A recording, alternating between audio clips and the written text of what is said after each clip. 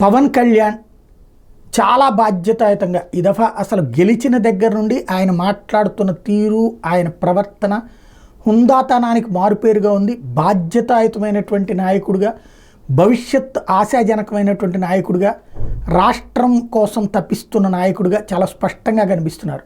ఒకటి, గొడవలొద్దు, విద్వేషాలొద్దు అని చెప్పడం. వైఎస్ఆర్ కాంగ్రెస్ పార్టీ నాశనం నా ఉద్దేశం కాదు, ఎవరు నా శత్రువులు కారు అని చెప్పడం నెంబర్ 1. అదొక హుందాతనంతో కూడిన ప్రకటన. అట్లాగే గెలిపించి ఇంత భారీ మెజార్టీ 100% స్ట్రైక్ రేట్ ఇవ్వడం ద్వారా ప్రజలు నా మీద పెట్టుకున్నటువంటి నమ్మకాన్ని నేను బాధ్యతగా చేస్తానని చెప్పడం. అట్లాగే తన భార్య బిడ్డలతో కలిసి చంద్రబాబు గారితో మాట్లాడి తన బిడ్డకి ఆశీస్సులు ఇప్పించడం.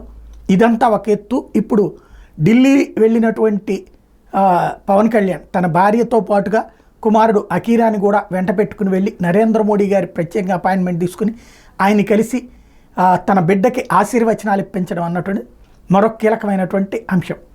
కుటుంబానికి అత్యంత ప్రాధాన్యత ఇస్తూ తన బిడ్డకి ఇప్పించినటువంటి ఆ అరుదైన అవకాశం నరేంద్ర మోడీ గారికి తో కలవడం అన్నటువంటిది, ఆయన బ్లెస్సింగ్స్ అన్నటువంటిది ప్రతి ఒక్కళ్ళని కూడా, అంటే పవన్ కళ్యాణ్లో మరో పవన్ని చూస్తున్నారని చెప్పడంలో అతిశయోక్తి ఏం లేదు.